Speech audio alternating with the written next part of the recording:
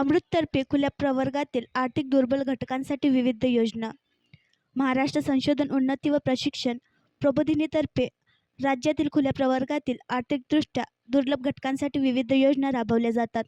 पात्र व्यक्तींनी त्याचा अधिकाधिक लाभ घ्यावा असे आवाहन विभागीय समन्वयक देवदत्त पंडित यांनी आज केले.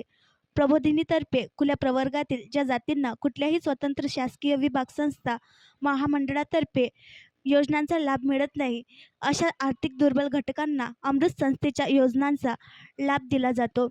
त्यात उद्योजकांसाठी वैयक्तिक कर्ज व्याज परतावा योजना व परशुराम गट कर्ज व्याज परतावा योजना राबवली जाते. रोजगारक्षम कौशल्य विकासासाठी स्वयंरोजगार प्रोत्साहन व प्रशिक्षण कार्यक्रम, कृषी उत्पन्न आधारित उद्योग प्रशिक्षण, शासकीय संगणक टंकलेखन व लघुलेखन परीक्षा, ड्रोन ऑपरेटर, रिमोट पायलट प्रशिक्षण, रोजगार नोकरी सहाय्य तसेच औद्योगिक व उन्नत कौशल्य विकासासाठी तांत्रिक रोजगारक्षम प्रशिक्षण, सीडॅक माहिती तंत्रज्ञान व्यवसाय उद्योग इन्क्युबेशन सेंटर, किशोर विकास उपक्रम आदी राबवले जाते, अशी माहिती अकोला येथील जिल्हा समन्वयक धनंजय कुलकर्णी यांनी दिली.